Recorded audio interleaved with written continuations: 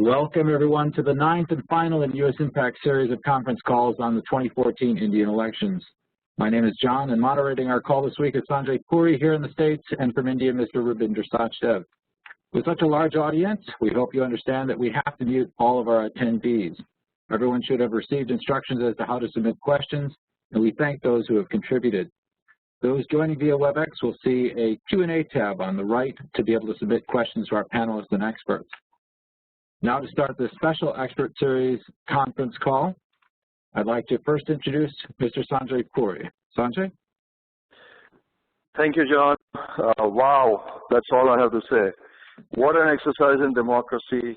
What results, shocking to some, surprising to many, and clarifying to a lot of people around the world that there is a clear mandate, a clear result.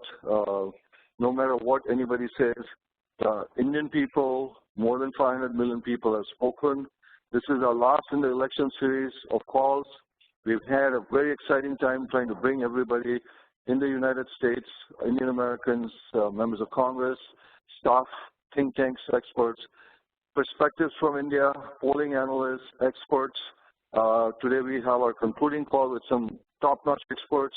It'll be a chance to really understand what this new administration under Mr. Narendra Modi is going to look forward to for India, look forward to from U.S.-India relations. So without further ado, I'll turn it over to our India operations head, Mr. Rabindra Sachdev. Thank you so much, Sanjay. And once again, welcome to our guests and the audience who are calling in. And as I think John mentioned in the start of the conference, please keep your questions coming in because that's what gives us the horsepower to ask furthermore creative questions and tap the minds of our experts here. Today for the beginning, today we have three eminent speakers, Mr. Kanwal Sibal, Mr. Tellis, and Alyssa Ayres. The first speaker with whom we'll be starting would be Mr. Kanwal Sibal. Mr. Sibal, could we have your opening remarks, please, on how do you see this new government in India?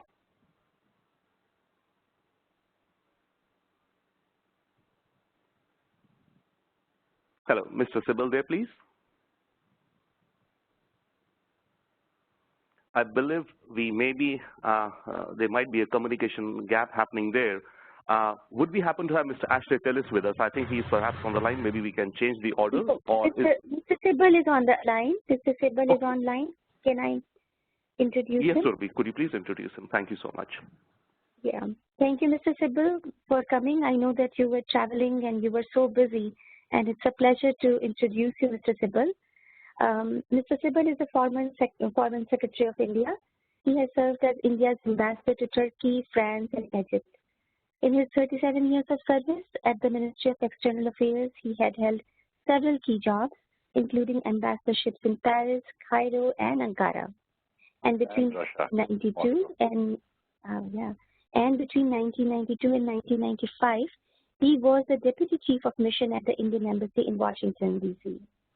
Mr. Sibal's tenure as Foreign Secretary coincided with some of the most challenging days in contemporary Indian diplomacy, covering the aftermath of the 9/11 attacks and the terrorist strike on the Indian Parliament in December 2001, and the creation of a post-Taliban Afghanistan and several other very important times. Without much delay, I invite Mr. Rabindra Sachdev, Director of USINPAC India Affairs, Director of our India Affairs Desk. Rabindra, can you please take it forward from here? Thank you, Surbi. Once again, Mr. Kanwal Sibal, sir, welcome with your distinguished career and expertise in, across the world, ranging from the United States to Russia and in between various countries. I think our audience would have some very interesting questions. But before we start the questions, sir, could we have your opening remarks for about 2, 3, 4 minutes and of how do you see the new Modi administration which has come into India and what does it portray for the short-term and long-term future of India, sir? Well, it's an absolutely remarkable victory of the BJP. No one really expected such a massive victory. Yes, it was clear that they would form the next government, but there were lots of doubts expressed whether actually Mr. Modi could become Prime Minister, because if BJP fell short of numbers, then he may not be the man who would be able to attract coalition partners, etc., etc. But in the event, they've got a majority on their own, and with 333 seats between them and the other coalition partners, this is the biggest mandate that BJP or any political party has got since the 1984 elections. It's an absolutely remarkable achievement. There are 2-3 important features about this success. One is that we had all persuaded ourselves that India had now irretrievably entered into an era of coalitions, and that no single party would ever be able to get a majority of its own. And this time it's not the Congress, but it's the BJP, the opposition party, until now, which has got a majority of its own. Now, does this mean that we now need not fear that we are condemned to have coalition governments and that we can have a single party majority, which actually means a strong, stable government, decisive government, which can proceed to implement its agenda. The second very important feature is that whether this election, which has cut across caste lines and even to some extent communal lines, actually means that the politics of caste coalitions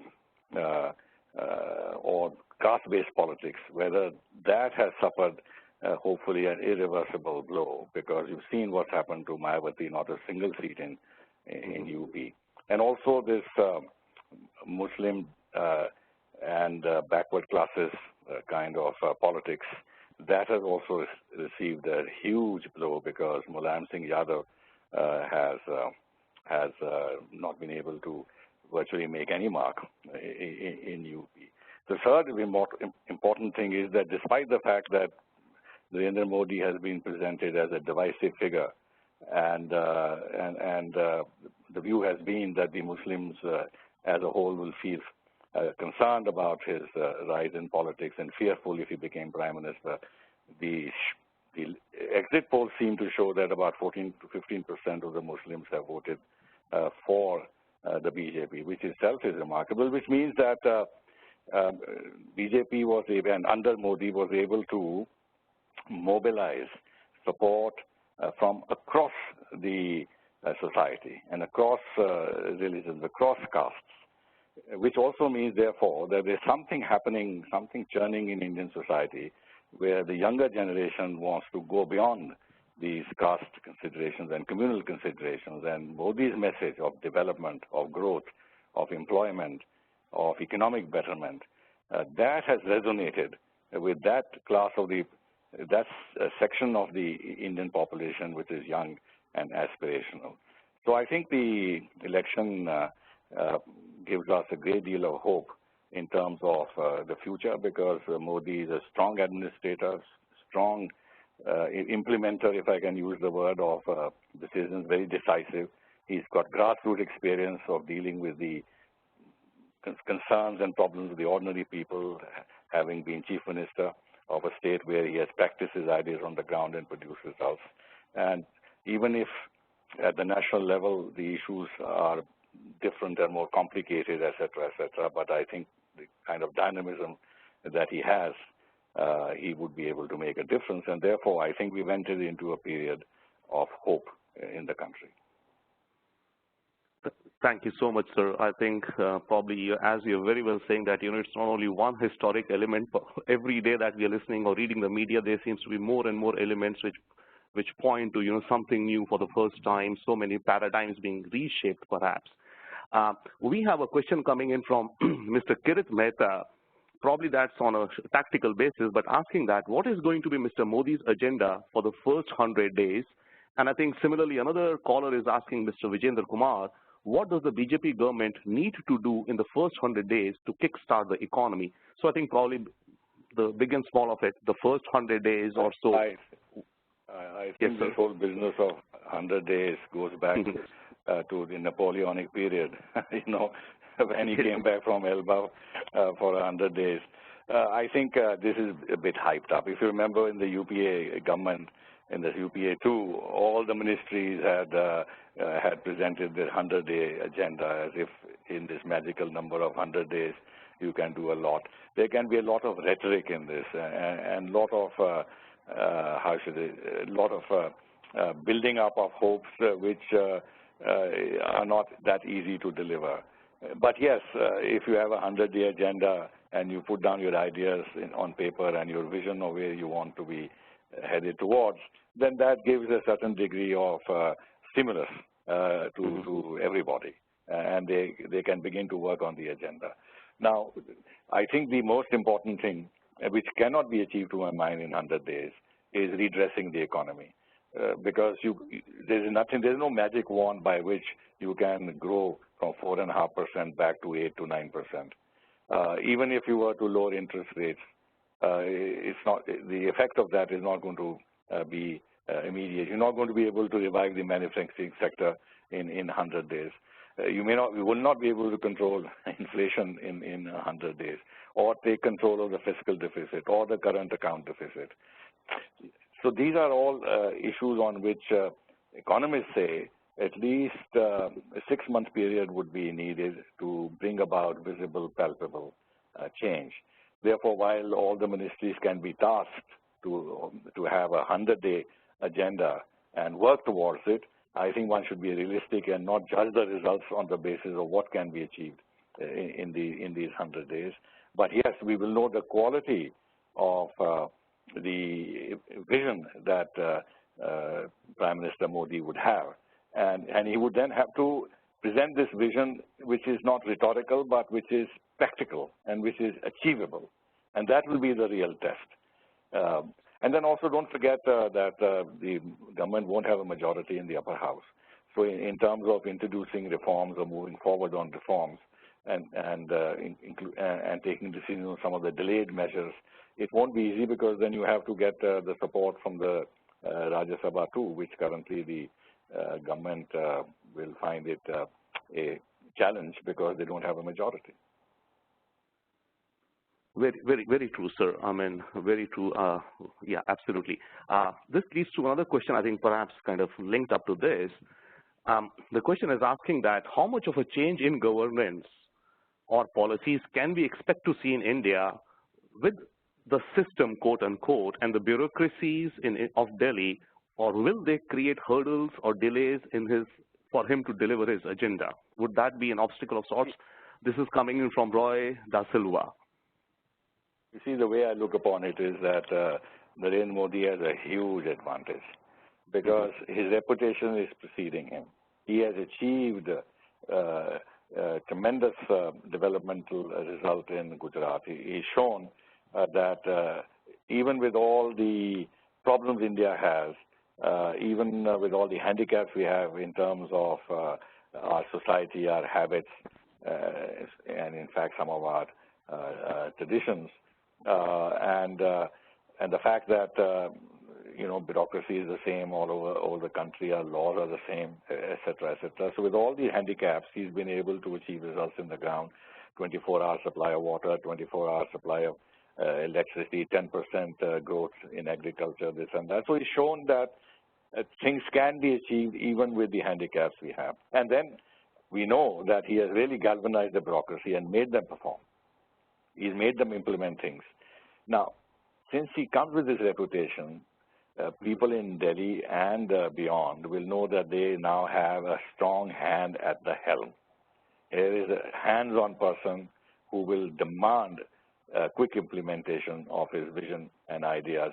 He will not be passive. He will be the real power center, unlike the previous prime minister. The bureaucracy will have to sit up and take notice that they are dealing with a different kind of a person at the top, a man who's exacting and who will follow closely the stages of implementation of the decisions that have been taken. And then he'll be in control of his cabinet. The ministers will be accountable to him.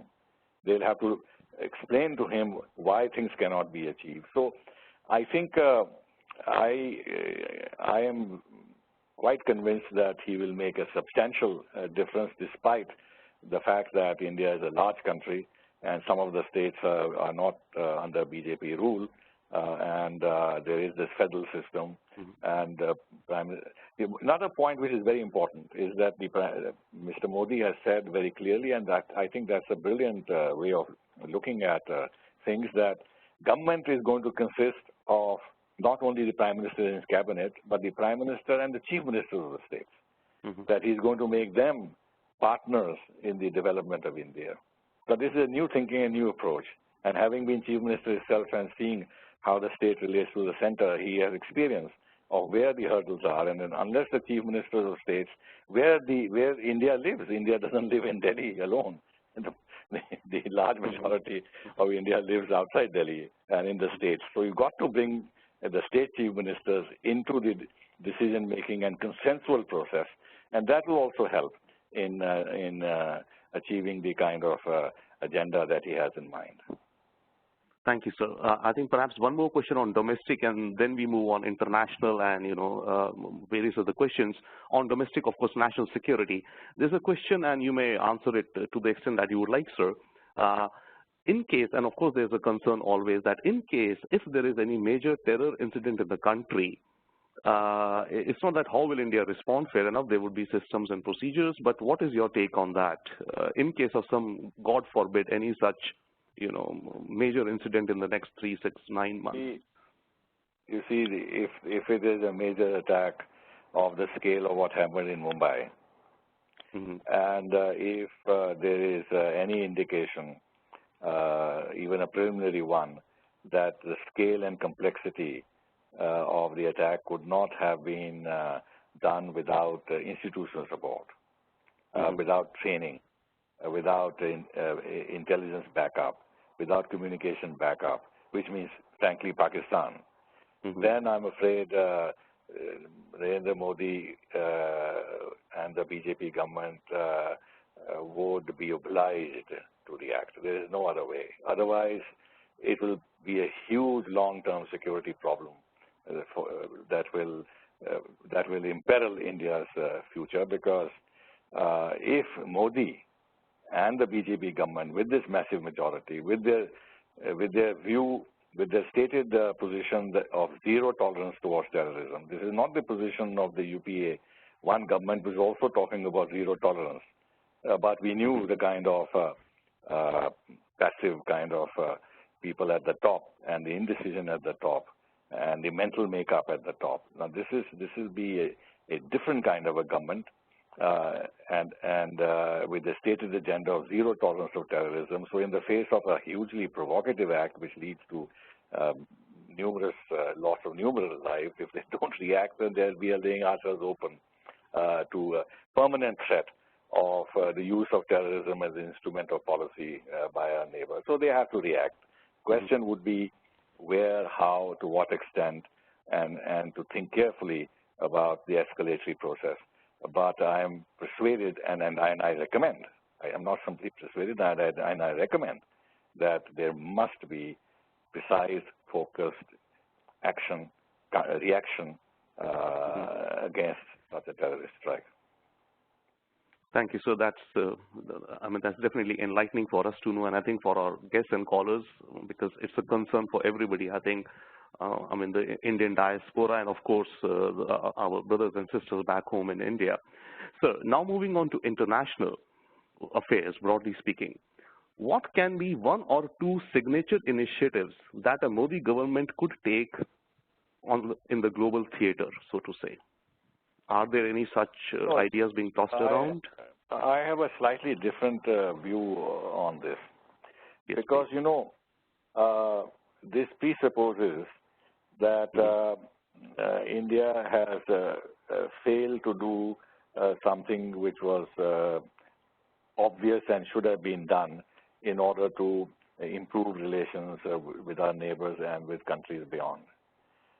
I would say, and I am convinced, that we have done really nothing to provoke our neighbors or countries beyond, or to threaten their security, or to undermine them economically, or to create coalitions that go against their interests. In fact, we've been very passive, withdrawn, diffident, and defensive. Therefore, I can't see how we can assume the burden of taking some initiatives to satisfy the expectations of others. I mean, they should satisfy our expectations, frankly. So, but if let's say, our partners, whether it's United States and others, or Europe, or Japan, or Russia, or whosoever, or even our neighbors,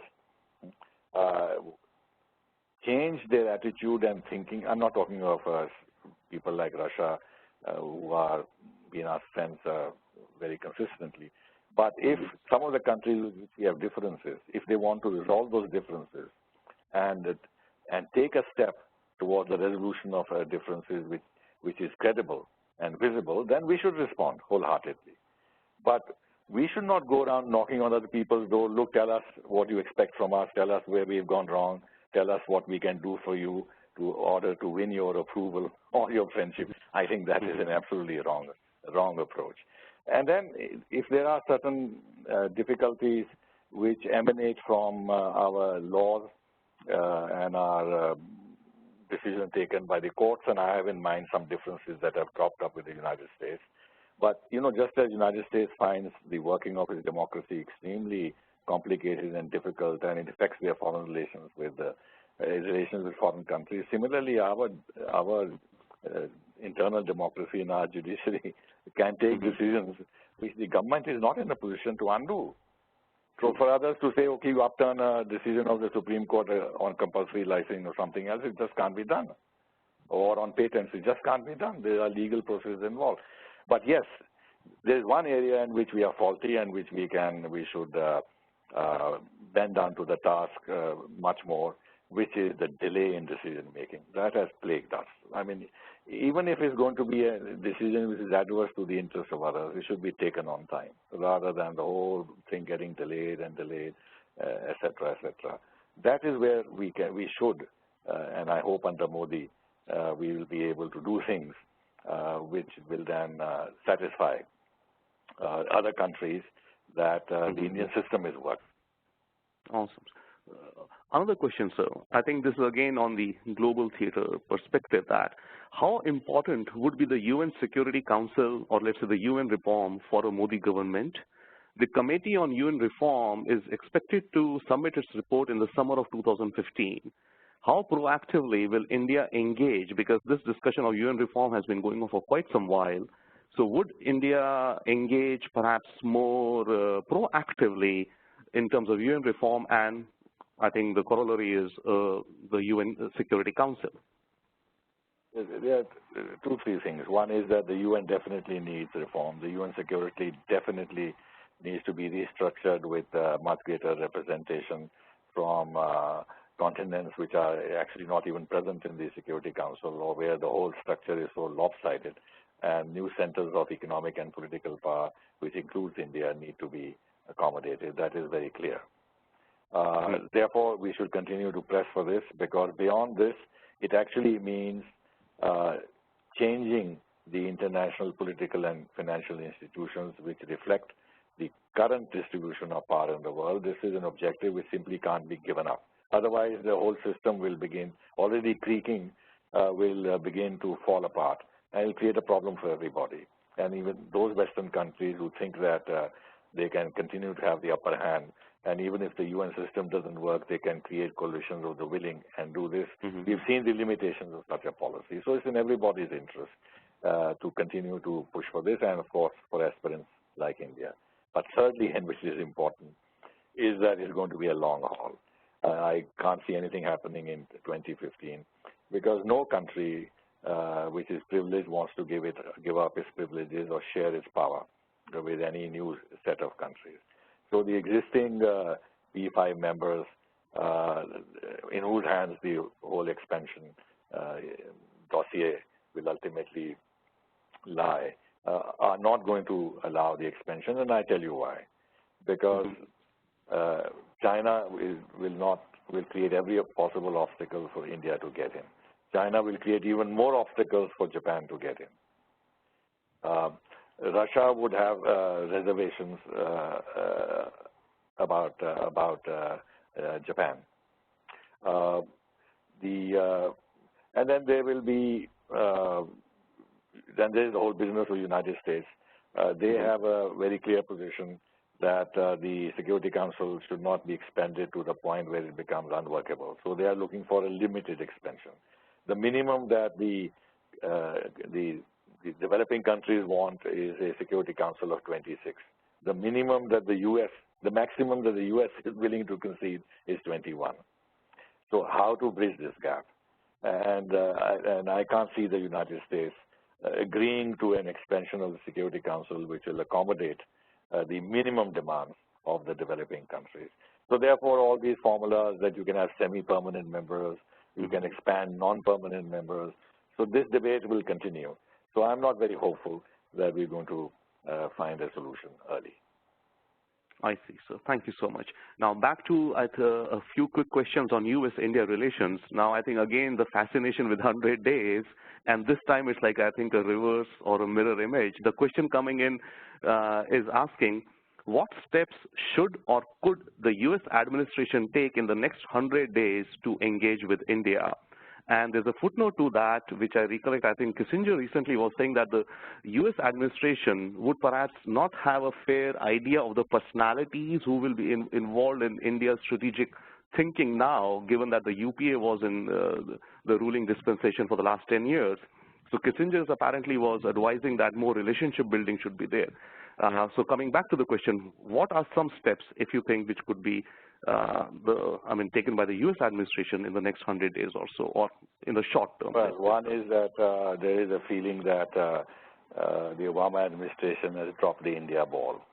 Now, if that is true, then I think the first thing they must do is to pick up the ball again and start signaling to India that the ball is now firmly in their hands and they want to play with it. Number two, give us signals that beyond rhetoric, where Obama in 2010 defined the relationship with India as one of the defining partnerships of the 21st century, show that they actually mean it. Number three, I think they have treated Narendra Modi extremely shabbily since 2005, and till today they have not made they're not adequately redressed the situation. Even as late as the U.S. Ambassador Nancy Powell meeting Modi, the U.S. State Department immediately said there is no change in visa policy. Now President Obama has telephoned Modi and looks forward to meeting him in the U.S. And the State Department spokesman has said that as the head of government, he would be entitled to an A1 visa, but that's neither here nor there. That's not a favor that anybody is doing to Modi. I think what they can do in these 100 days, and it's very important, is that there should be a presidential executive order annulling the Department of the State, annulling the decision of the State Department under this religious freedom business that the Congress enacted to clean up Modi's file in the State Department. It's very important.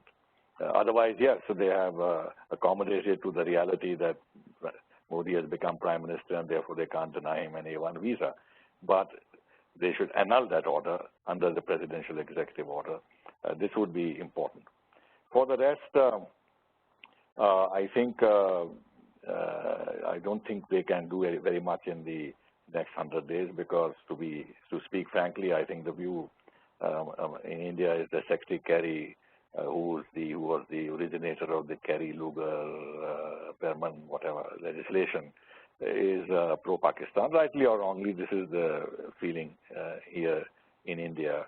Also that the State Department doesn't have anybody today who would like to own the India relationship and work for the India relationship. And hence we've had these problems, including the treatment of our Deputy Consul General in New York. And then they have started these investigations of Indian trade practices and IPR practices and investment practices. Now here I want to make a point that I remember Secretary Hillary Clinton saying that we look at our economic relationship with India as part of our strategic relationship, and that we want to build up Indian capacities.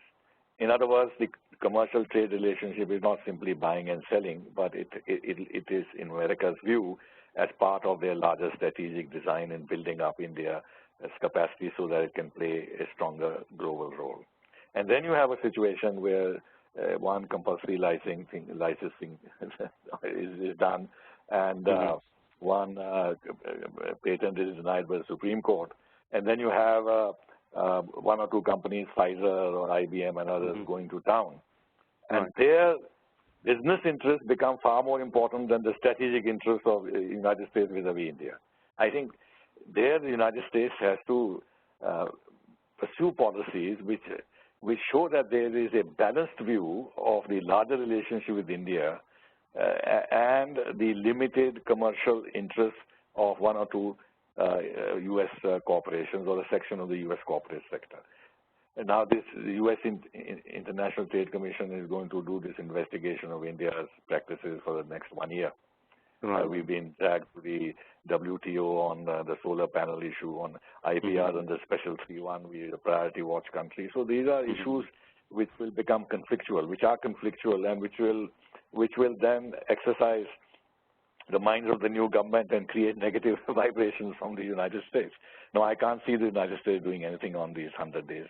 But I think if they took this one step of issuing an executive order to annul this decision, because under that U.S. congressional legislation, only one person in the entire world has been acted against, and that is Narendra Modi.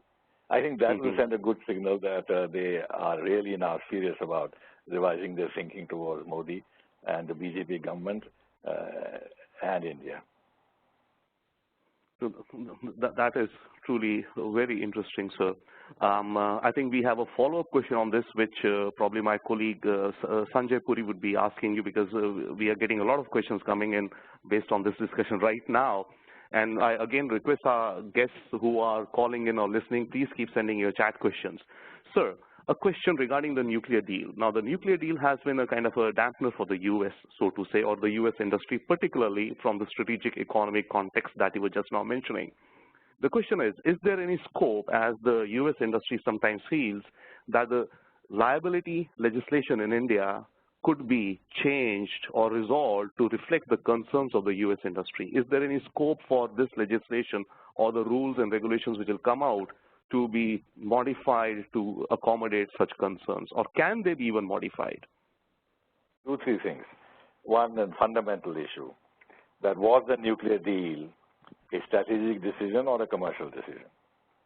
Now, it simply couldn't have been a commercial decision, because which therefore means that for right till since 1974, all this policy of sanctions and denying international cooperation with India and the 1978 Nuclear Non-Proliferation Act of the United States was actually drafted after the Indian nuclear test. The NSG was formed after the 1974 explosion and everything else. Now, the decision to have a nuclear deal was a very important strategic decision to lift a huge handicap which was there in terms of India playing an international role, because the non-proliferation issue being so much on top of the strategic agenda of the United States. Our constant differences on this issue were plaguing our relationship and preventing India from playing a more prominent international role and preventing the United States from backing a prominent role by India. This is a strategic decision.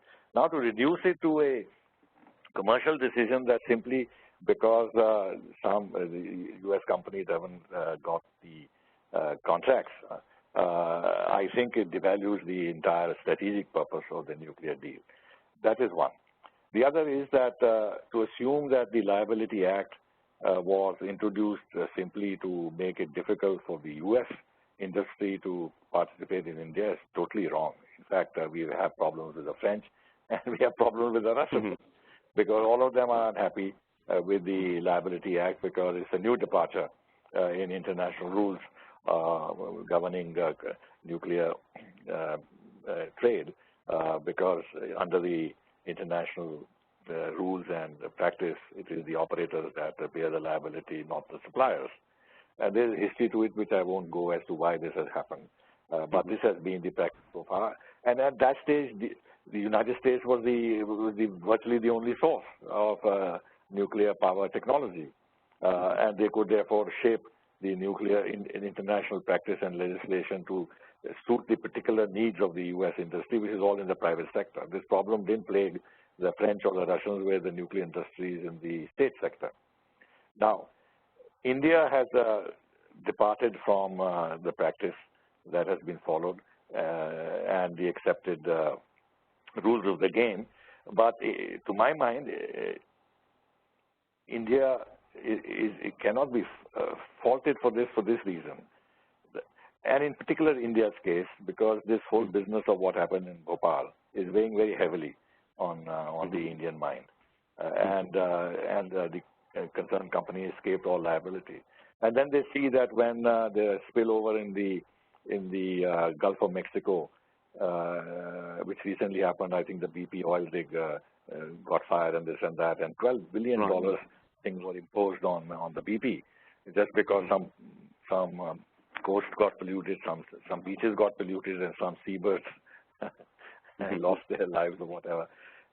So it's a complex issue, but I would admit that this has put a big spanner in the works, not only for U.S. companies but for other international partners, but even for domestic Indian suppliers who are fearful that if there's something wrong with the component they've supplied and there is an explosion and an accident, and they can be then fixed for unlimited liability, and therefore they would feel very concerned about participating in any project of this nature. However, having said that, under the Liability Act, rules have been framed, and the government has been saying that, look, under the rules there's considerable flexibility, and that the liability can be limited to the period of guarantee of a particular component.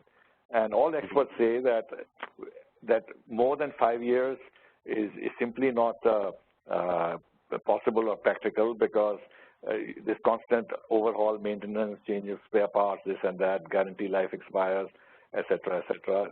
So at best, the thing can be limited for the period of guarantee. It can be less than 5 years. It can be 5 years or whatever, number one. Number two, in this legislation, the initial liability is only fixed at 1,500 crores.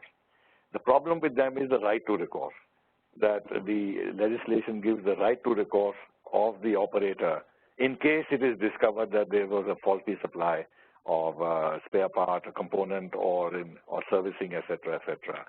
And there the companies say that we don't know what liability we can be saddled with. But this is a very complicated process where our side will have to prove that actually that accident occurred because of a faulty maintenance or a faulty supply of a component. These are issues that have to be decided in the court of law. They are not that obvious. But there are such rigid positions that have been taken, especially by the U.S. companies, that we are not able to move forward and have a rational discussion of finding some practical solutions under the guidelines that have been framed under our Nuclear Liability Act. So, therefore, I'm afraid this has become a very complicated issue, and since an act has been passed by Parliament, I can't see how more than what has been done in terms of changing, in terms of limiting the liability under the rules that have been framed. I can't see them amending the legislation. Sure. Thank you so much, sir. I have one quick question, if you can give us some indications in about 20-30 seconds, sir, before I invite my colleague Sanjay Puri, the chairman of USINPAC, for a few questions with you. I know you have to run for an appointment with the television studio or with some other, deliberations. So the last quick question from my side would be, from the moderator side here, would be that how can the diaspora contribute to the change in India, and what should be the NRI ministry be doing? This is coming from Chandresh Saraya. A few, just a few quick thoughts from you in terms of the diaspora, the Indian American community. Yeah, we are so lucky that we have the kind of Indian American community that we have in the United States, that our statistics show they are not only the wealthiest, but they're the most educated. And they are in so many fields of high technology and finance I read somewhere that the majority of the startups in the Silicon Valley are by Indian companies. So there is a huge talent there. And I was discussing this the other day when we talked about soft power. I said these 3 million Indians who are doing so well in American society, they are a soft power because people they interact with, companies they work for, institutions that they are in, the achievements that they have on the ground. They send a message all around about the talent of the Indians and the quality of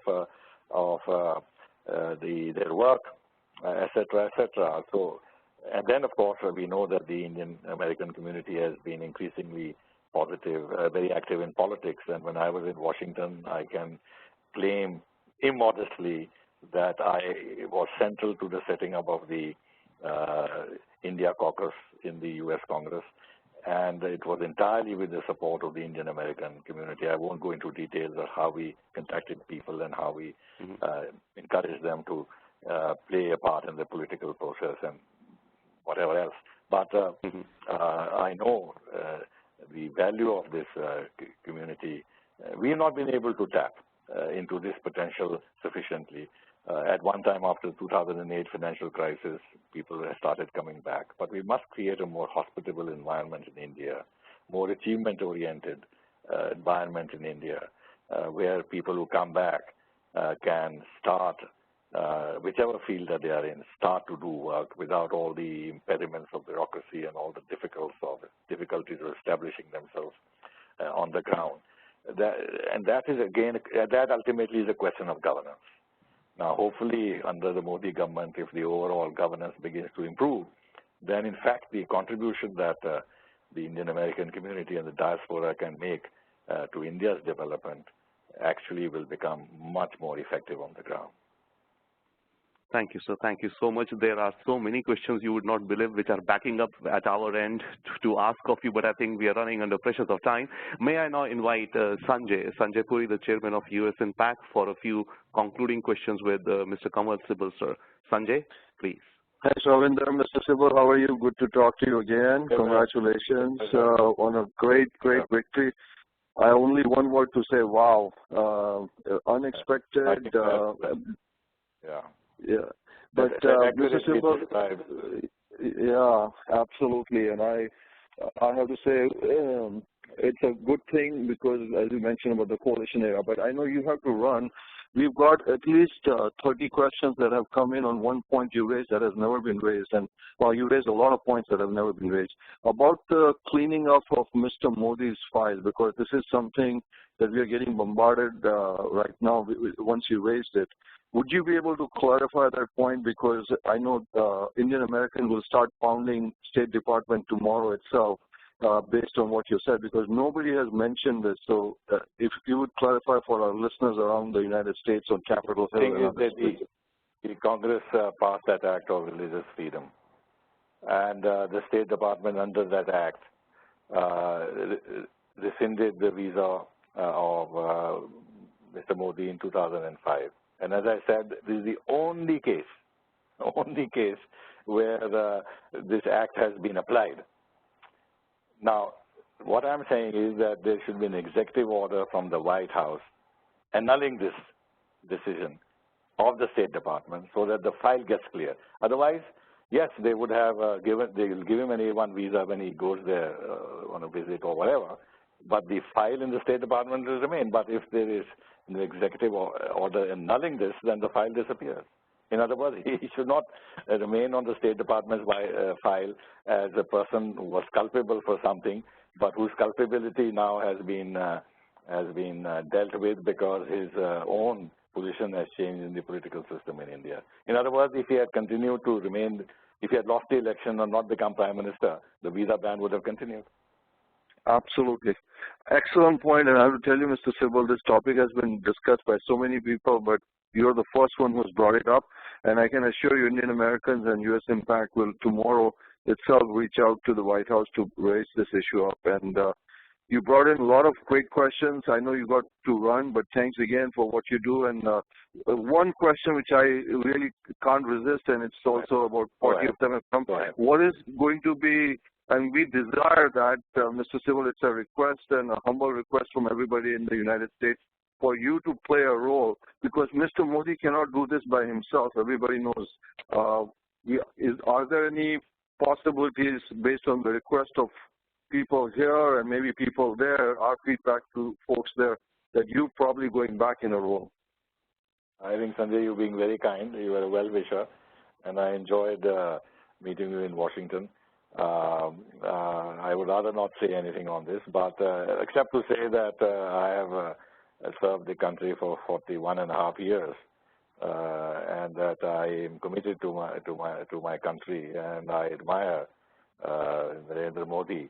Always done that, and I think there's great hope now in the country that a man with his background and I've seen his speeches. I've been following, the electoral process very closely, and it's absolutely remarkable, his oratory, the maturity with which he's handled questions is fantastic. So let's hope for the best, and if ever one gets a chance to serve the country again, why not?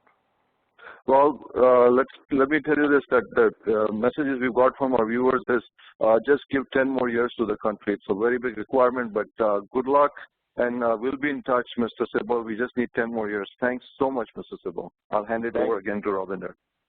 Right. Bye-bye. Thank you. Hello. Ravinder, I'm turning it back to you. Thank you, Sanjay. Thank you so much. May I now invite our second eminent speaker who's been with us, and I hope it must have been an interesting conversation to participate and see Mr. Sibal's view, Mr. Tellis. Good morning, sir. Could you please have your opening remarks and opening thoughts on the developments in India, please? Sure. Thanks, Ravinder. It's great to be here with you this morning. I'm glad I actually had a chance to hear Kanwal speak. It was a privilege to work with him while I was posted in Delhi, and we've remained very good friends since.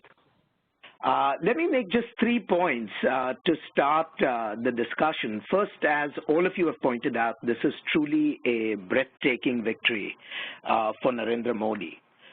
But I think in many ways it's also a victory for the Indian people who have clearly spoken out against what they see as 10 years of mismanagement and paralysis.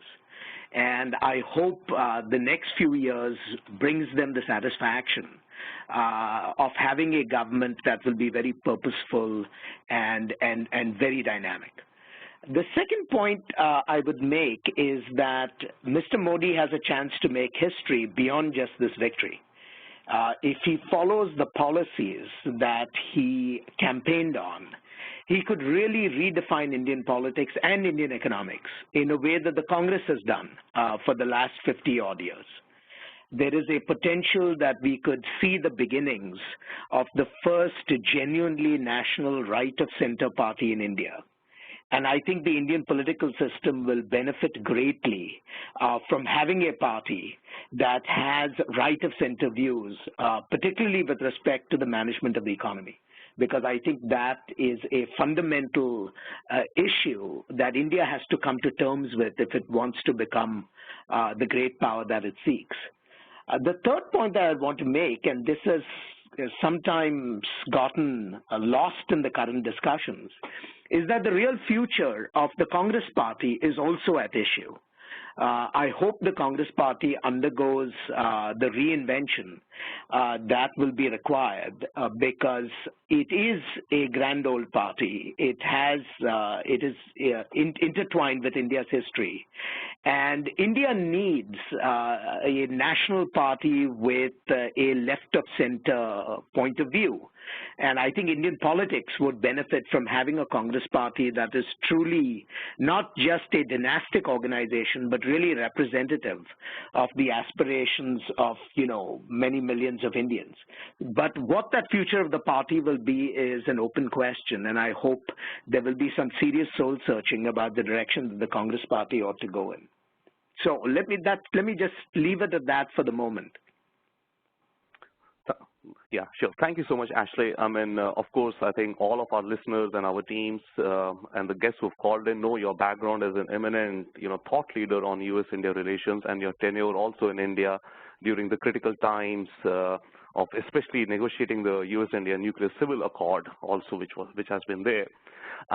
A question coming in, and of course these questions, some of them are from a short-term perspective, some of them from a long-term perspective. A short-term perspective question maybe, which we were hearing in the previous conversation also, how is the U.S. administration preparing itself to engage with India now? What steps can it take in the initial days of the Modi government? I think this is a mirror of the question which we got from Mr. Kanwal Sibal. Coming to you now from the U.S. perspective, sir. Well, the United States has always been very eager to engage with India at an extremely high and sustained level.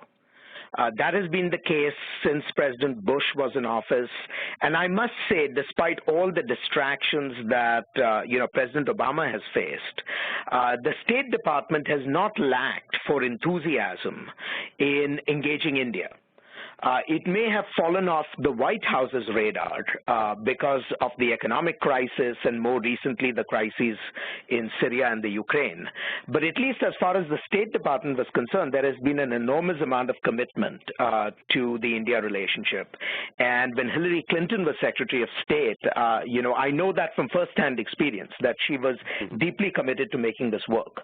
I think unfortunately from our point of view, in the second term of the Manmohan Singh government, there was quite a bit of policy paralysis. And I think the policy paralysis occurred for several reasons. One, the Prime Minister himself simply did not focus on the U.S. relationship in a way that he did in the first term. The second matter was there were deep divisions within his own government, particularly between the Prime Minister and Mr. Antony, who had control of the defense account. And so many of the things that we would have wanted to do simply fell off the radar. And then, of course, the last casualty was the affair with, Ms. Khobragade, which I think was really unfortunate and came at the worst possible time. So from a U.S. perspective, I think there is a willingness to pick up the pieces and move very rapidly. And I think the first order of business, has already been completed. The President has reached out to Prime Minister-elect Modi.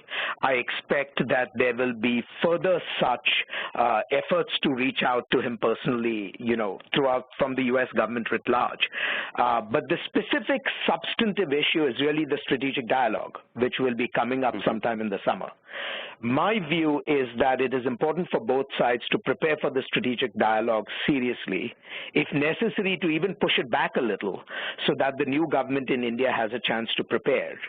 And when that strategic dialogue takes place, most likely at the end of summer, in my view, I think that's the best time, we should really inaugurate a big agenda for U.S.-India cooperation in 2 or 3 areas. First, in diplomatic consultations, which I think have frayed considerably in the last few years, particularly diplomatic consultations on matters relating to South Asia itself. Second, with respect to defense cooperation, which again has faltered terribly in the last 3 to 4 years. And then finally on issues of trade and investment. Now, the good news from my point of view is that many of the reforms that I think Prime Minister Modi will put in place will create new opportunities for U.S. business. And so I think that will cushion much of the current anxieties that you hear about India and the United States. No, thank you so much. I think one of the questions which obviously is there is like the elephant in the room, the U.S.-India nuclear deal. There's a 20-second background, and we would love to have your feedback on this. Several observers have said that the U.S.-India nuclear accord cannot move till there is a Japan-India 1, 2, 3 or nuclear deal, because Toshiba owns Westinghouse and GE does business worldwide with Hitachi. So this, let's say, hesitation of U.S. industry to participate in Indian business is more because of the absence of a Japan-India accord rather than some other issues. How would you look at it? So therefore, the question then is that, would it be advisable maybe to kind of mothball or keep this issue pending till there is a Japan-India agreement, and then both countries, U.S. and India, can come back to the table and pick up the pieces on this accord? No, I think this is a fundamental misreading of the issue. and this is probably the only issue on which I disagree with Kanwal's response earlier in your program. To my mind, there is no alternative but for India to go back to amend the nuclear liability legislation, because it is not simply legislation which undermines the interests of American firms. If that were true, then India could do business with a range of countries besides the United States. The fact of the matter is, the liability legislation as it stands holds all suppliers liable in principle. And the suppliers that would be affected most by the legislation are not foreign suppliers, but domestic suppliers. Think about it this way. If there were to be an accident, God forbid, in the future, and the operators were to seek recourse under the legislation against suppliers for material defect, and they were to win in the courts in the face of such complaints, the next step would be to force suppliers to provide compensation. Now, domestic suppliers have assets in India which can be seized as part of such compensation in a way that it would be very hard to do for foreign suppliers who have most of their assets overseas. And so when you look at the burden of risk, domestic suppliers would be the first to be held to account rather than foreign suppliers. And so the legislation as it stands is actually the death knell for domestic suppliers to nuclear industry in India. And the DAE now has really gone out of its way to try and finesse what Parliament has done through providing regulations that offer, the opportunities to buy insurance and so on and so forth. But the fact of the matter is, nuclear accidents are potentially so catastrophic that it is going to be hard to first find insurance cover that is adequate, and two, the costs of insurance coverage could make the difference between the profitability and non-profitability of the project. And so the fact of the matter is, I don't think that the current solutions that India is proposing are going to satisfy suppliers, whether those be domestic or international. Now, the reason why I don't think it makes sense to wait for an India-Japan agreement, first, because the India-Japan agreement has real issues that go beyond commerce. I mean, there are deep political issues having to do with India and the Non-Proliferation Treaty, which have to be resolved in Japan, and those could take a long time. Second, the way the nuclear agreement between India and the United States was structured was that both Westinghouse and GE were assured a first tranche of contracts. And so Westinghouse is prepared to move forward. It is not inhibited by any of the issues relating to the Indo-Japan agreement. And so it makes no sense to hold up the Westinghouse portion of the promised contract for something that GE may or may not be able to provide. Keep in mind that the GE design has not yet been approved by the Nuclear Regulatory Commission in the United States. And so even if there was no nuclear liability law, the fact of the matter is GE and all its foreign partners would be unable to contribute to India's nuclear renaissance at this stage, and that will be true until the NRC approves the GE design, which I think is still a few years away. A great answer, sir. I'm sorry, I believe you have a constraint of time. If you could please tell me about how much time would you have more, sir, so we can accordingly, shape up the I have question. probably another 10 minutes at most, because unfortunately I have to take another call from India. Sure, you're welcome. Sure, definitely. Okay, now this question is back to, I think, meanwhile, we got a question again coming in on our chat, which is asking us to ask you about natural gas trade business partnership between the U.S. and India, especially the LNG. Yes. The scope for LNG collaboration, or what we may say energy security perspectives between U.S. and India. I think this is an area which is really ripe for trade, and I have argued that the United States must revisit its policies on both LNG and shale gas exports. At the moment, at least one of those exports is constrained by congressional legislation, which requires us to export only to countries with whom we have free trade agreements or free trade negotiations, which raises 2 points here. First, I think we need to seriously begin to have a free trade agreement conversation with India. It's extremely important because both India and the United States are pursuing bilateral FTAs of their own with other countries. And if these processes are successful, we could end up in the utterly absurd situation where the United States and India have free trade agreements with everybody else, but not with each other, which means that the United States and India could end up in a situation where they have non-discriminatory trade agreements with everybody else, but only have a discriminatory trade situation with each other. So this is obviously something that needs to be fixed. And I hope Prime Minister Modi, who is very focused on integrating India strongly into the international market, will begin to look at the question of opening a free trade negotiation with the United States. So that's part one.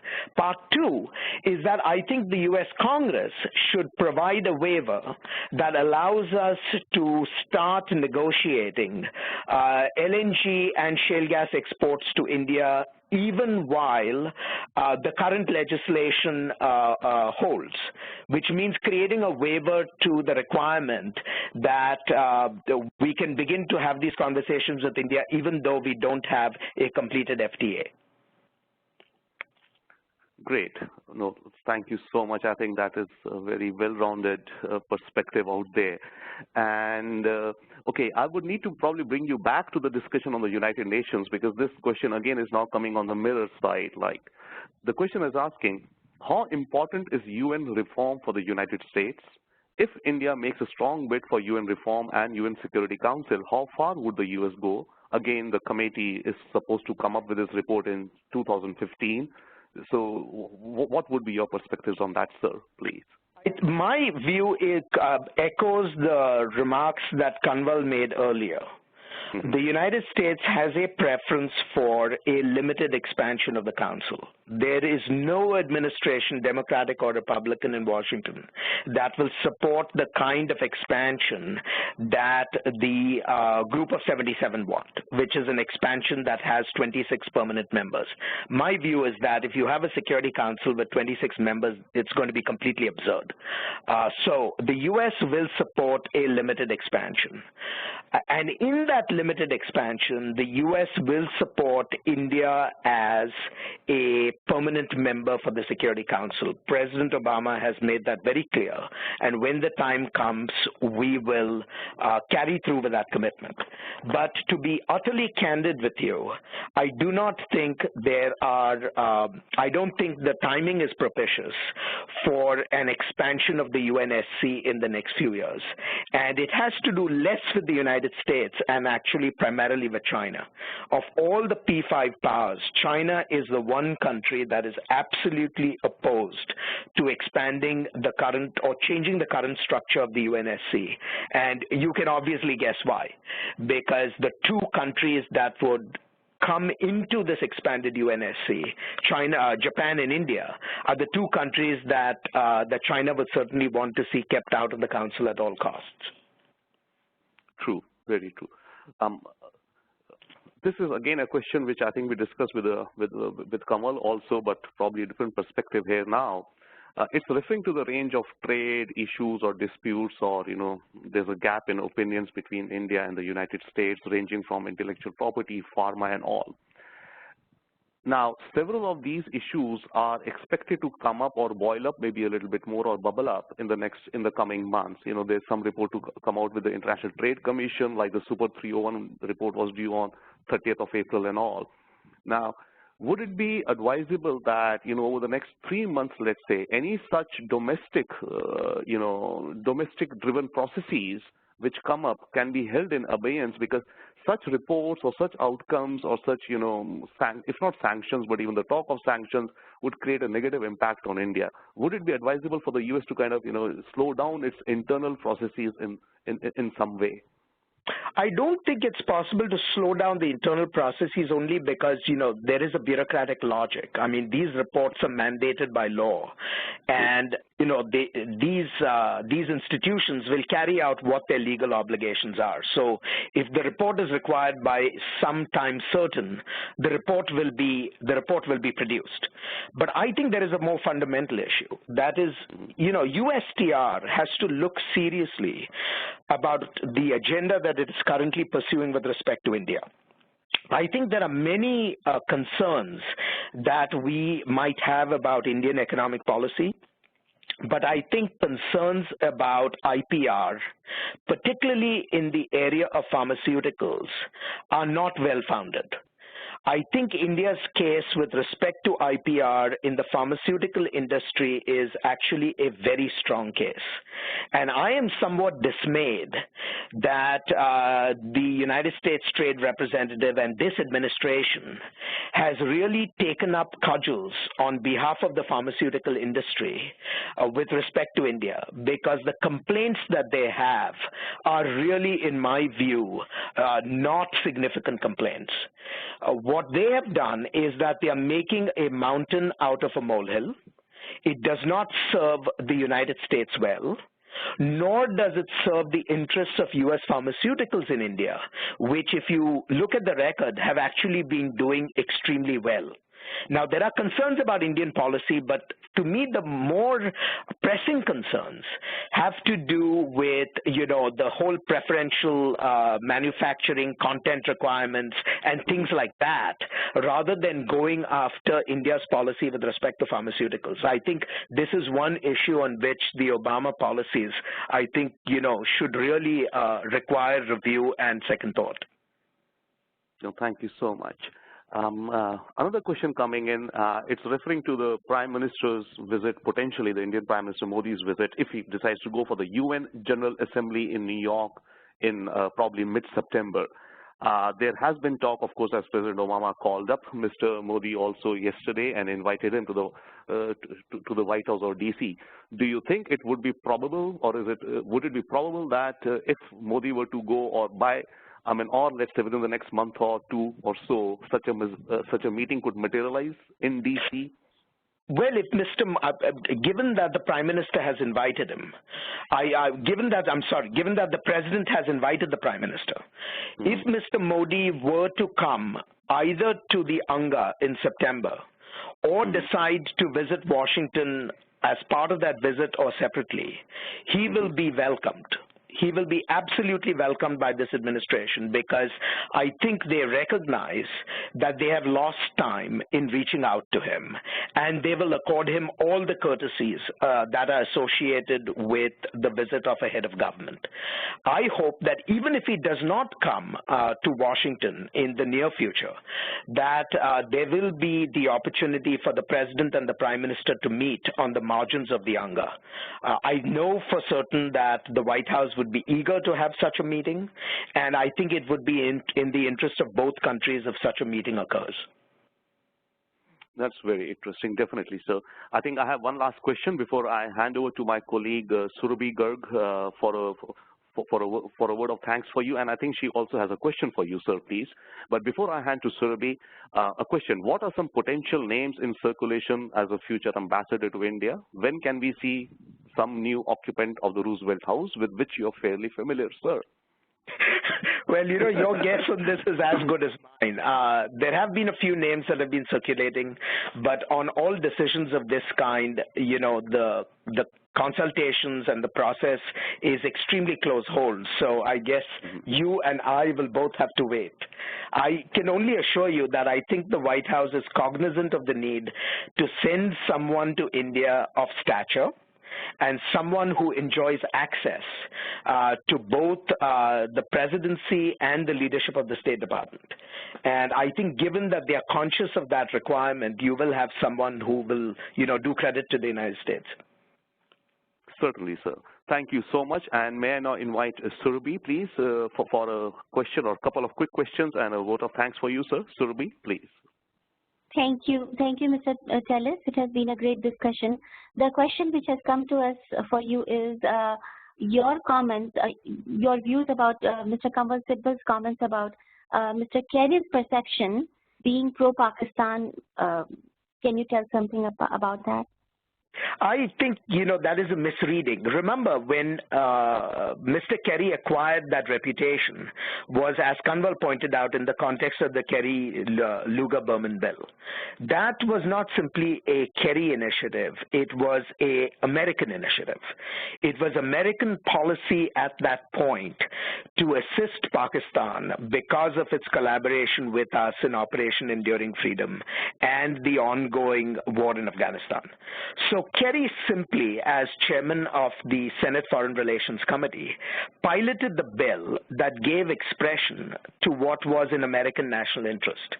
Now, to pin the label that he's pro-Pakistan because he essentially did what his position required, I think is really unfortunate.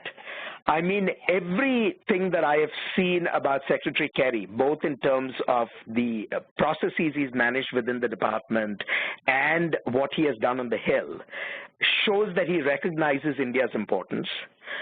He recognizes the need for a strong bilateral relationship. And there is no one today in the U.S. government writ large, whether it be in the White House or in the State Department or in the Defense Department, who thinks that we can go back to the world of the 1950s, where Pakistan takes priority over India. I don't think that anyone has an expectation that that world is somehow about to come back to us.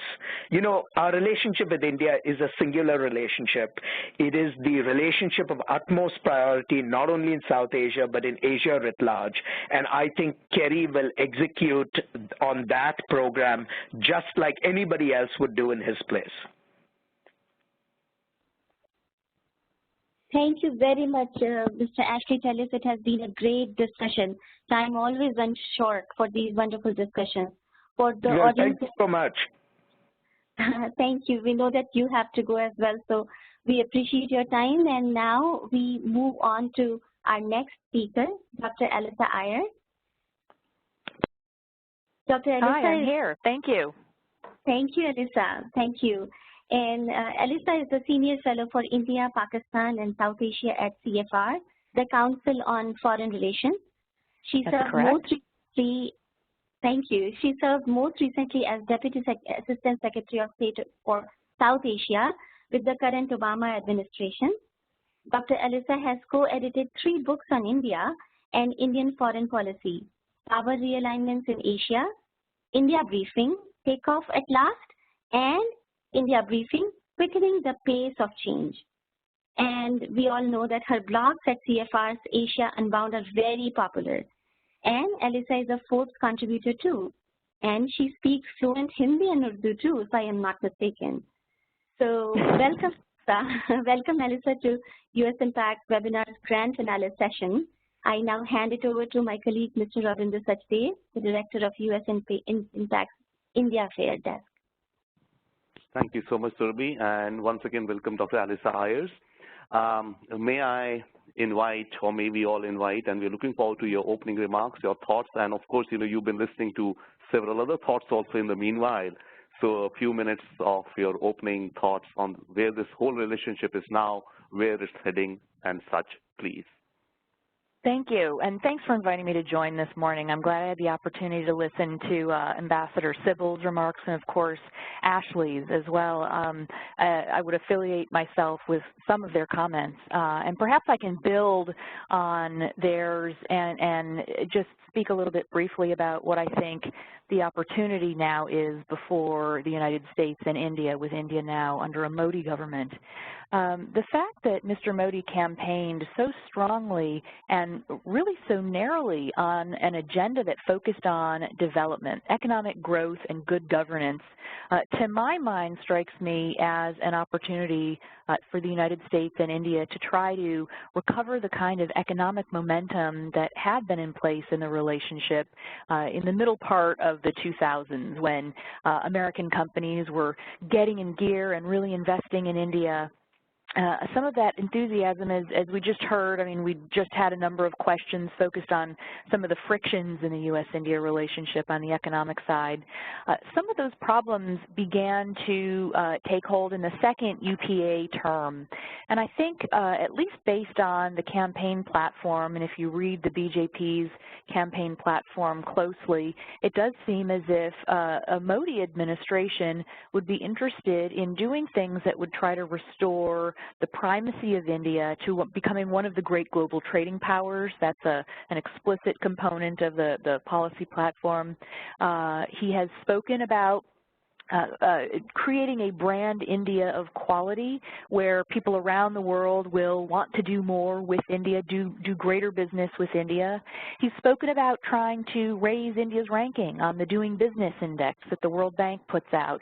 You know, that's an index that looks at how long does it take to create a new business and how many permits do you have to fill out, all these kinds of things that can make it harder, just, you know, so many transaction costs to doing business. So all these kinds of policy measures that he's spoken about and that appear as part of the formal party platform, I think in many ways are a real opportunity to get back to that strong economic, business, and trade relationship that we had until the problems of the recent years. So that's something that I would definitely, you know, I've been in my writing trying to highlight that opportunity. One of the issues that I think Ashley raised, he spoke of the need to look at an FTA. And here I would say I think we've got a couple of opportunities that the Obama administration should look at taking up. One of them would be to really focus on India's interest in becoming part of the broader grouping of countries that are trading together and expanding trade and economic relations across Asia. India has a long-standing request to join the Asia-Pacific Economic Cooperation Forum, or APEC. That would be something that the United States could champion. This is a non-binding forum, but it promotes increasing trade and investment, 21 member economies across Asia. Most of those member economies are countries that India is doing you know, good business with in some way or another, including China. So I think there's a real opportunity there. And then the second opportunity, I would say, would be to take a look at what some sort of a glide path could be for finding a way to get India involved in the Trans-Pacific Partnership negotiations. And that's a sort of large regional FTA, if you think of it, involving several countries, including Japan. So that would be an opportunity to be thinking about. And I've written a little bit about that, and I'm planning to write a little bit more about that, too. So I think trade and investment would be the areas where we can look to get back on track. That'll be beneficial to both countries.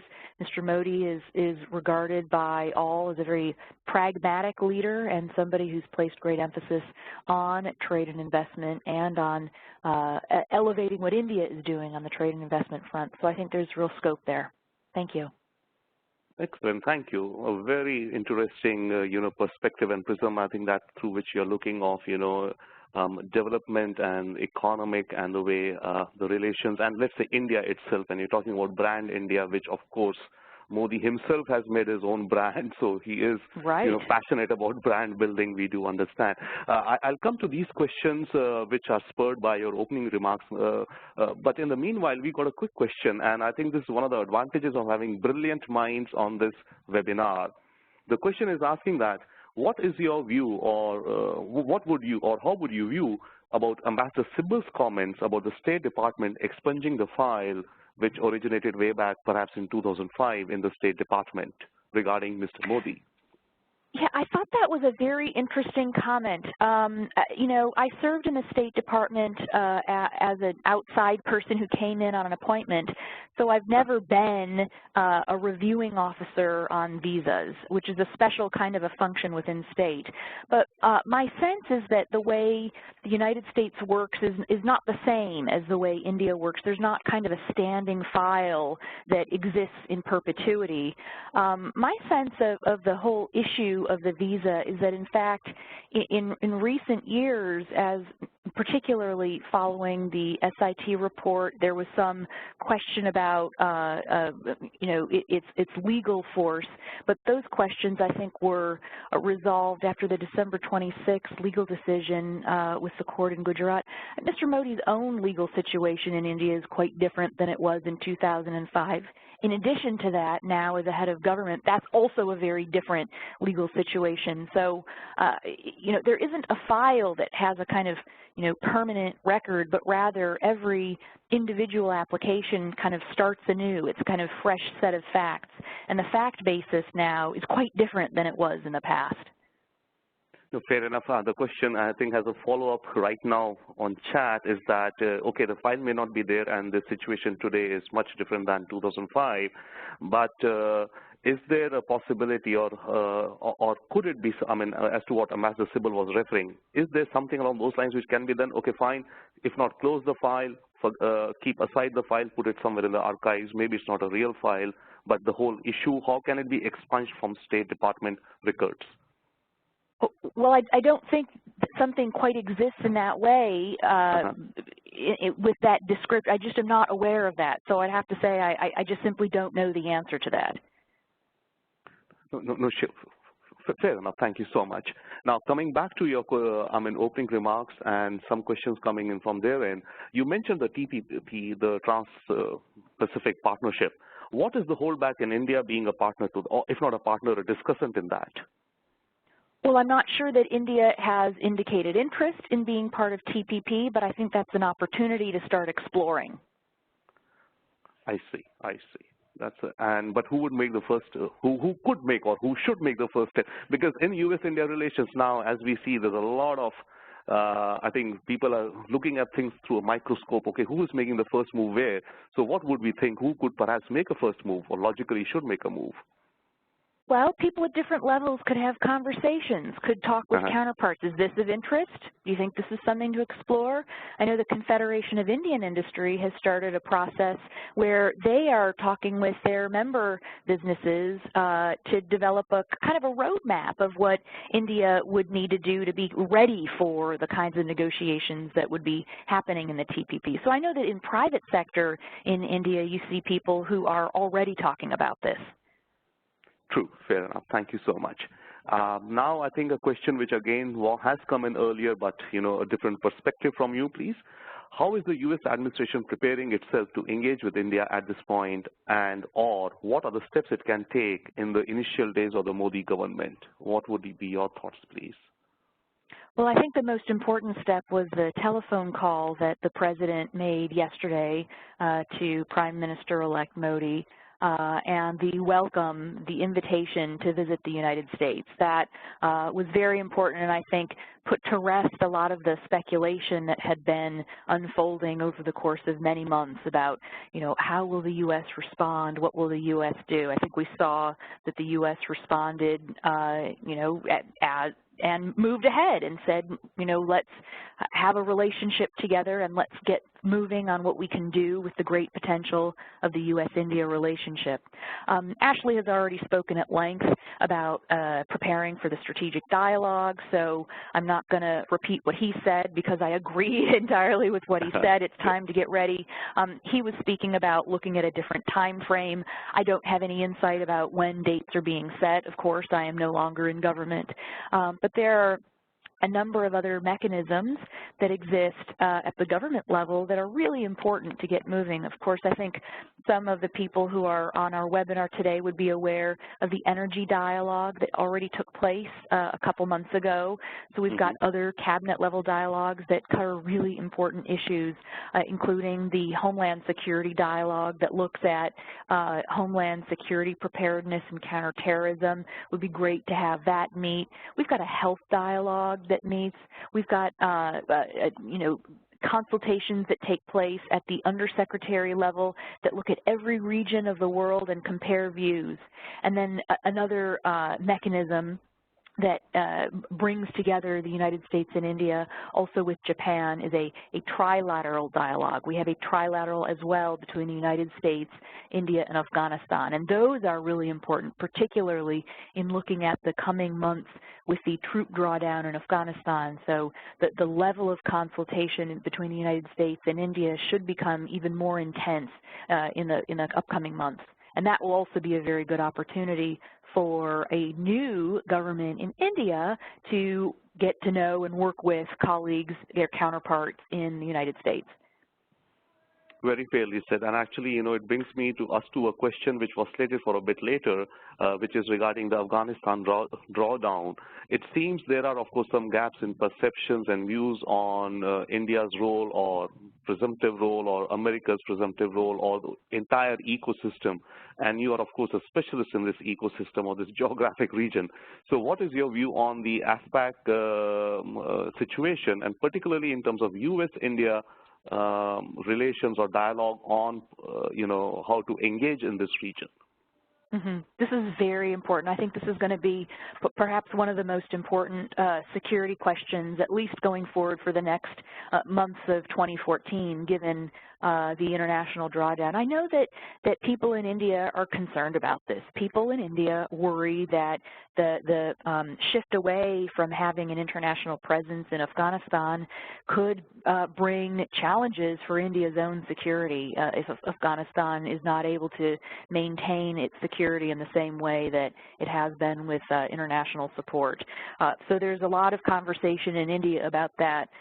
Actually, I did a Google Hangout about 10 days ago with 3 foreign policy experts in India, and that's up on the CFR YouTube channel.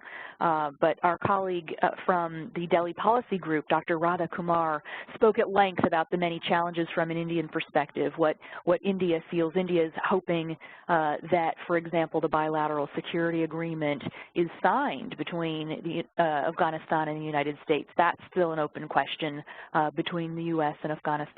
And India is also hoping and has been supportive of signing a status of forces agreement between NATO and Afghanistan. Again, that is still an open question. So the consultation that the U.S. and India should be having about these changes in the upcoming months is going to be critically important to making sure everybody is on the same page, or if there are differences, finding ways to deal with those in productive manners so everybody feels as if they at least know what will be happening and can plan for it. It's a fact that the United States has been very, very supportive of the role that India has played in Afghanistan over the course of the last decade. You'll see all kinds of statements welcoming what India has done. India is now the 5th largest bilateral donor to Afghanistan, has been tremendously important in infrastructure development, in training people, in training civil servants, in providing training for women in entrepreneurship, some really great things. The other thing I think to keep in mind with the question of Afghanistan is that I think these debates are still going on within the U.S. government. So it's hard to know, it's a little bit difficult to say what will happen until the U.S. has figured out its own position and its consultation with Afghanistan. So that's something I know that people in India are going to be watching closely, and that's the reason to emphasize more sustained and intensified consultation there. Yeah, thank you so much. It's interesting, how you weave together the entire context of geopolitics with development and economic development and, let's say, even training and skill development in Afghanistan, wherein India could perhaps be playing a role or even a bigger role. Well, actually, can I just follow that up? Yeah, it's really important. I think India has some strengths that people don't always talk about, but really important to keep in mind. There is an international consultative mechanism on Afghanistan, and it's called the Heart of Asia, or the Istanbul process. And so countries get together, Turkey, Afghanistan, the Central Asian countries, India, Pakistan, they get together and talk about what more they can be doing to support Afghanistan's development of a sustainable economy, and and, you know, stability looking forward in the coming years. And here in this Heart of Asia process, India is in charge of what's called the confidence building measure in chamber-to-chamber engagement. India is the regional economic powerhouse far and away, and Indian companies have the skills and the knowledge. You see Indian companies that are bidding on tenders in Afghanistan. They know how to do business in this region. Some have long-standing ties in the region. And so India has responsibility for coordinating with all the Heart of Asia countries on how chambers of commerce should be better linked up to provide that connectivity and to learn from each other and help build stronger commercial networks that can kind of move forward and support development of the Afghan economy. And that's, I think, really important. It's FICCI, it's the Federation of Indian Chambers of Commerce and Industry, that has direct nodal responsibility for this chamber-to-chamber engagement.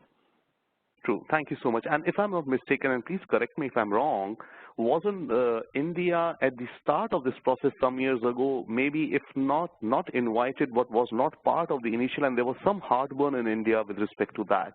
Am I misremembering this situation? I'm not entirely sure. I mean, during the years that I was working on U.S. policy towards India, India was a part of these conversations. Fair enough. Maybe I'm mistaken, but if I was just recollecting that at the start of this initiative, India was somehow not, you know, not there on the table, and that was another one of the reasons that on this whole ASPAC, you know, gap on relations that we have between the U.S. and India. So these little things, you know, have added up. That's what perhaps is, but absolutely right. I mean, chamber-to-chamber capacity building and, of course, confidence building measures and all. India has immense resource to contribute therein. This brings us, Alyssa, to a question which you earlier mentioned while you were talking about TPP and Japan, etc. Now, this is more contextual, perhaps, with respect to Mr. Modi also and his the U.S.-India context of that. Do you think that Asian investors like China, Japan, and Korea will have a more favorable and welcoming environment in India compared to the U.S. investors due to the visa issue? And secondly, what should U.S. business do in order to establish inroads and growth in India against this background of competition from the Far Eastern, especially China, Japan, Korea, or Singapore, etc., in India? And since you definitely, I mean, work a lot and look into the issues of economy and economic development, your views would be wonderful to have, please. Mm-hmm. Well, you know, India doesn't have country-specific policies on FDI. India has FDI policies that, you know, then all countries or all businesses have to figure out how they would like to respond or engage.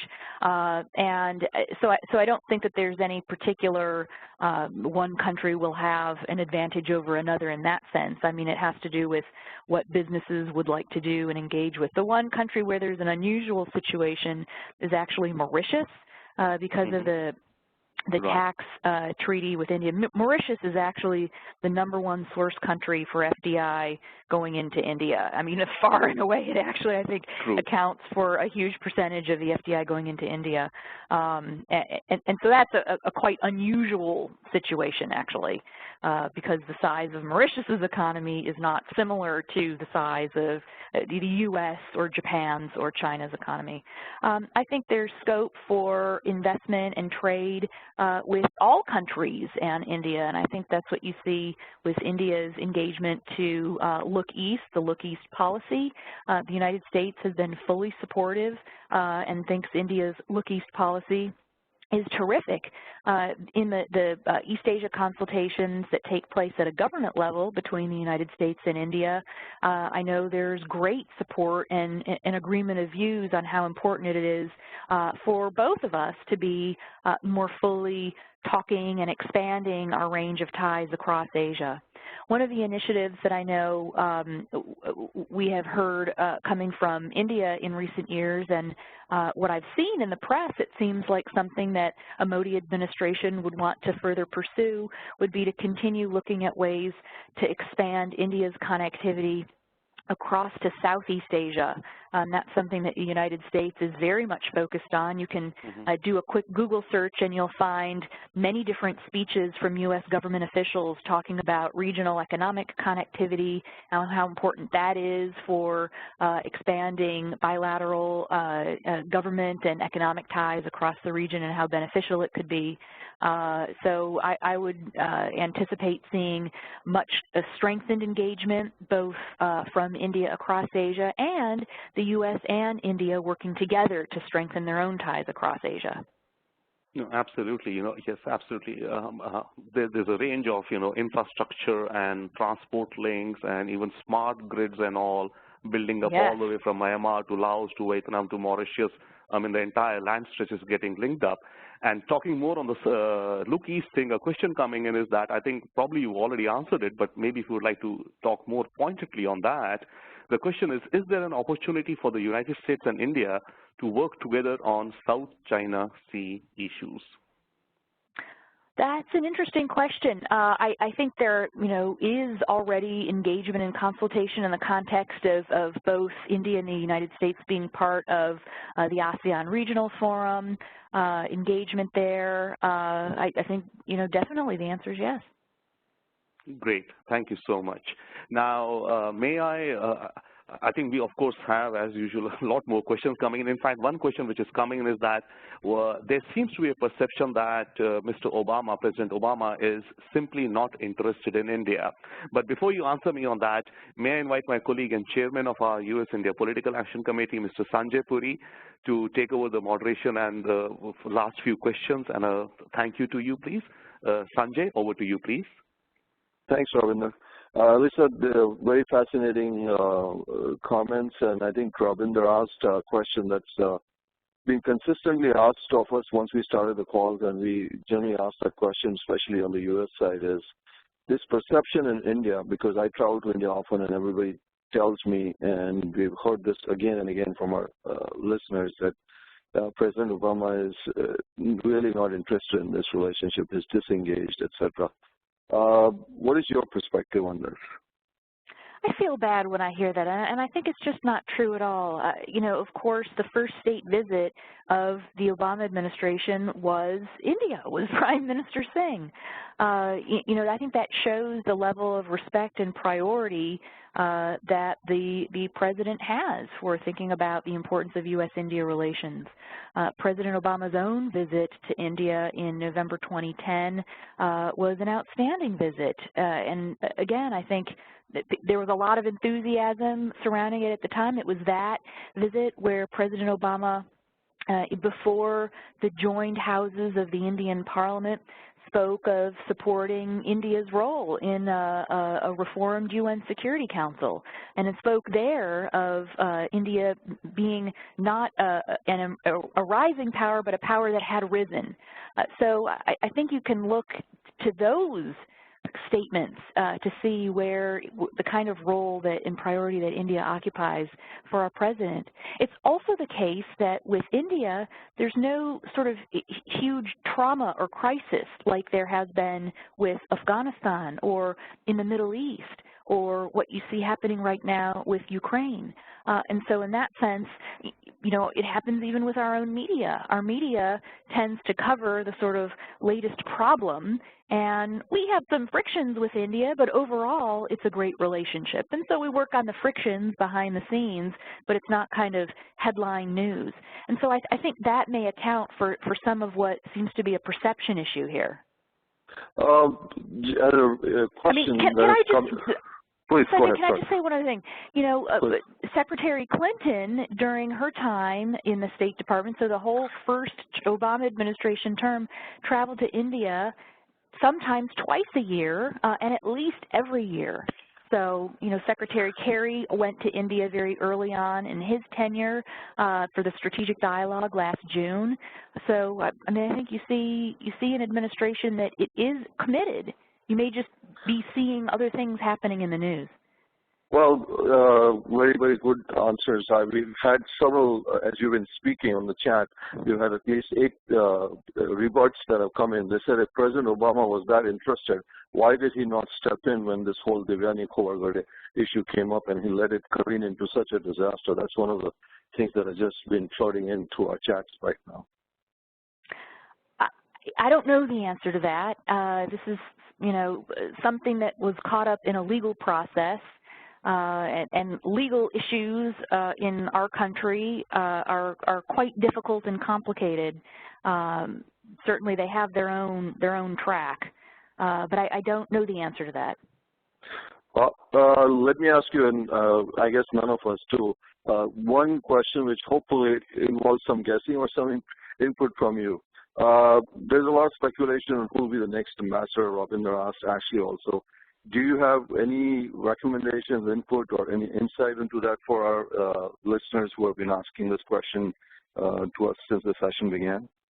Yeah, well, there's always a lot of speculation on all these things, and over here on this side, you know, we're also speculating on who will be occupying the new ministerial positions in India. All of these kinds of conversations, as Ashley said just a few minutes ago, are extremely closely held, so certainly would not be something that I have any particular insight into, but I am confident that whoever it will be somebody who will represent our country, the United States, well, and will continue helping to build the ties with India because it is important.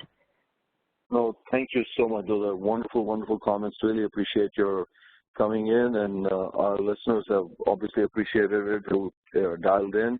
And I hope you also had some good insight from Mr. Sibal and obviously Ashley. So I'll turn it over to give a round of thanks to all our volunteers. This has been a great, great session from the beginning of the election process to now. We've had tremendous effort from our volunteers.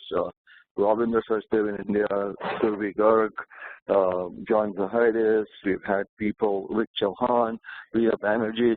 So thanks for all the work that happens. I'll turn it over one last time to Rabinder and Survi, and then John to conclude our entire election process. John, maybe you can do the honors, sir, please. Thank you, Rabinder. Thank you, Sanjay, and a special thank you to all of our guests today. On behalf of USINPAC's Chairman Sanjay Puri, co-founders Rabinder Sachdev, Dr. Survi Garg, Vic Chauhan, and strategic advisors Riya Banerjee and Sue Ghosh, I'd like to thank everyone for attending today's conference call. There are a few slots still open for USINPAC's Road Ahead event on Capitol Hill here in Washington, D.C. this Thursday from 3 to 6 p.m. For sign-up details for this free event, please go to the USINPAC election site and click on the green Road Ahead button on the top right-hand side of the page for RSVP instructions and directions to the event. Please watch our other social media portals for other and more information, updates to our guest list, and other links that you'll find helpful at the end of the Indian elections panel. This has been a great time and a great series these past 9 calls, and we want to thank you again for joining in every single Saturday. Bye-bye.